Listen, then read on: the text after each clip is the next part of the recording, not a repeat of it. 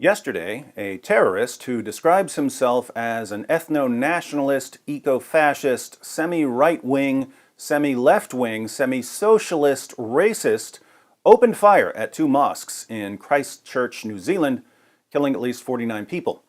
The world is shocked, but to me, the only surprising feature of this attack is that it occurred in New Zealand.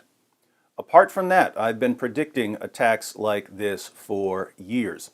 And you don't need to be a genius to predict these attacks. Anyone who thinks carefully about human nature and the situation we're in can figure out where this is leading. All the way back in 2010, when Nabil and I were arrested and thrown in jail for having a peaceful discussion on a public street, I was pointing out what would happen if our leaders continued to oppress open, honest discussion about Islam. When tensions rise, when people become frustrated, we want them to have a peaceful outlet. We want them to respond with discussion or criticism or even ridicule, but not with violence. When leaders begin blocking discussion or criticism or ridicule, they don't seem to realize that people are going to vent their frustrations in other ways. Here's David Wood in 2010. You see, the mayor's position, let's call it the ostrich approach, will not end well. You can't ignore the conflicts between Islamic law and Western values forever. And if you continue to ignore them, the tension is going to build, and we're seeing this all around the world, until people finally can't take it anymore and people on both sides react in a really bad way because they haven't learned to discuss difficult issues like adults. Our approach is to bring the issues to the surface and to address them. Yes, things can be a bit tense and uncomfortable initially, but in the long run, both Muslims and non-Muslims will realize that we can discuss Muhammad and the Quran and Sharia without resorting to threats, intimidation, violence. The following year, Anders Breivik went on a killing spree in Norway. In his 1,500-page manifesto, he explained why he concluded that violence was the way forward. He said that while growing up, he witnessed numerous instances of violence by Muslims. He came to view Muslim immigration as the primary threat to European civilization and decided that he had to do something about it. However, Breivik said he noticed that whenever people criticized Islam, they were immediately shouted down as racists and bigots. So he came to view speech as pointless. Here's David Wood in 2011, quoting passages from Breivik's manifesto.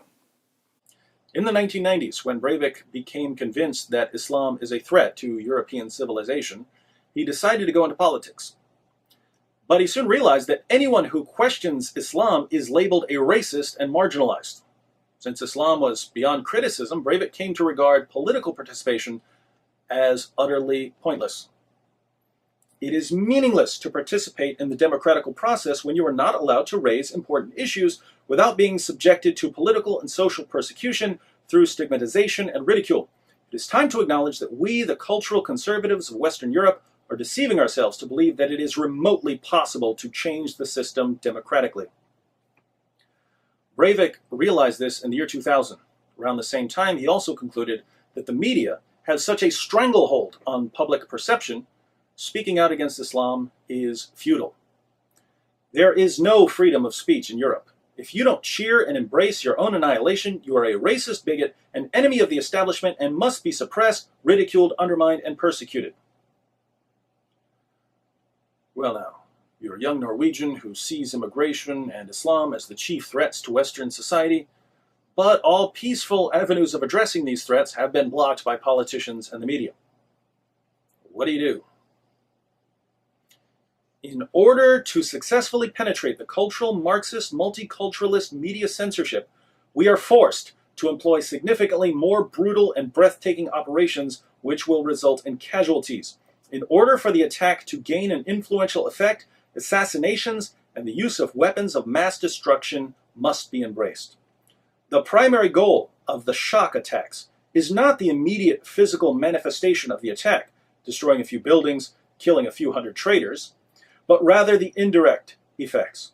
Shock attacks will have the potency to penetrate the the strict censorship regime of the cultural Marxists, multiculturalists.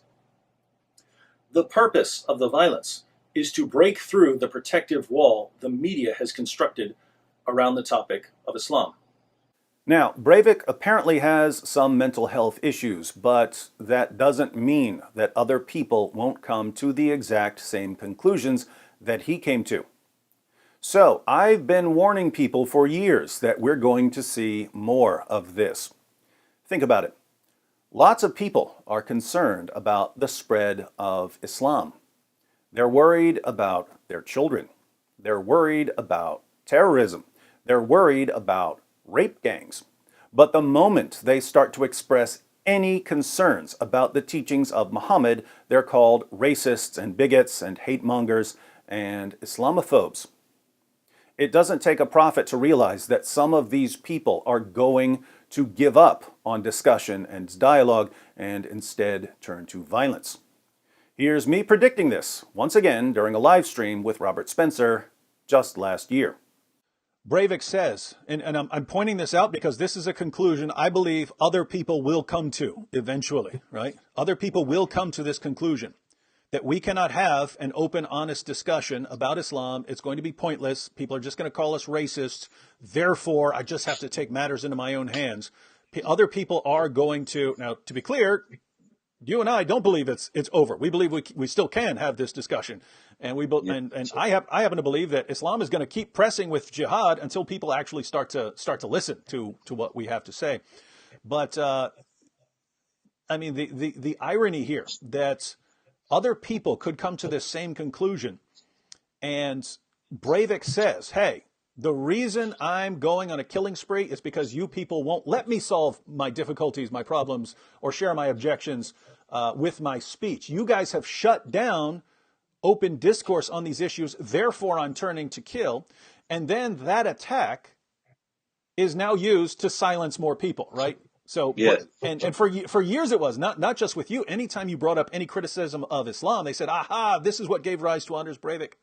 Yes. This is the attitude that gives rise to Anders Breivik.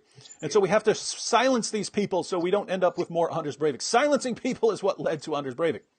But I didn't just predict that more of these attacks were coming. I also predicted how they would be used. Here's what I said last year to people who advocate killing Muslims. If you really believe that slaughtering Muslims is the way forward, what color is the sky in your world if you think that Western governments are going to climb on board your crazy train? We've got jihadis on one side saying, kill the infidels, they're a threat to our way of life. And we've got you on the other side saying, kill the Muslims, they're a threat to our way of life. Perhaps you haven't noticed, but Western governments and the education system and the entertainment industry and the media are in love with all things Islamic. You, the guy typing nuke Mecca in the comments section of YouTube, sound like a complete lunatic to them.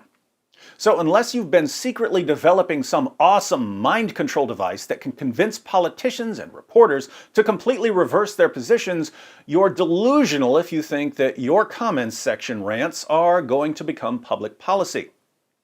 But maybe you're not counting on the government at all. Maybe you're counting on the nut job you see in the mirror every morning. Maybe you're already typing, I don't need anyone else. I'll just kill them all myself. Newsflash. Going on a killing spree yourself is even dumber than counting on the government to do it for you. What could you possibly hope to accomplish with your killing spree? Governments around the world are pushing for new laws that block hate speech against Islam. If you start killing Muslims, guess whose crime is going to be Exhibit A for every politician trying to protect Islam from criticism? Yours, genius. Nothing you could do in life would help the global jihad more than violently attacking Muslims. Beyond that, whatever idiotic ideology is rolling around in that head of yours, politicians and the media will lump your views together with people who condemn violence. Politicians and the media won't say, oh, there's some violent loser who attacked a bunch of Muslims, unlike most critics of Islam who condemn violence and criticize Islam peacefully. Instead, they'll say, see, this is what people who criticize Islam really want. What's terrifying now is that the Christchurch terrorist is aware of how his attack will be used. He discusses it in his manifesto. He's thinking about this in a different way. He wants to speed up the process of radicalization on both sides. He wants his attack to be used to silence people so that these people will give up on peaceful criticism and turn to violence. He wants violence to escalate on both sides until there's a war. He wants a war because he's convinced that a war is the only way to stop the advance of Islam. To be clear, the Christchurch terrorist says that he isn't really concerned about Islam as an ideology or Islamic culture. He's simply concerned that high birth rates among Muslims will lead to the marginalization and eradication of whites. He says he's not scared of Islam, he's only scared of the high birth rates of non-white Muslims. So here we have a man who knows how his mosque attacks will be used by people who want to silence critics of Islam. And he admits that he's carrying out the attacks to fuel division, speed up the conflict, and get a violent revolution. And how are politicians and journalists and activists responding? They're responding by doing exactly what the Christchurch terrorist wanted them to do. Politicians and journalists and activists are puppets. And now we've got terrorists as their puppet masters. Stay tuned because I'll be live tonight at 6 o'clock p.m. Eastern Time with Robert Spencer, then again at 8 o'clock p.m. with the Apostate Prophet, and once again at 10 o'clock p.m. with Abdullah Samir. We want to get everyone's input on this, so hope you'll join us.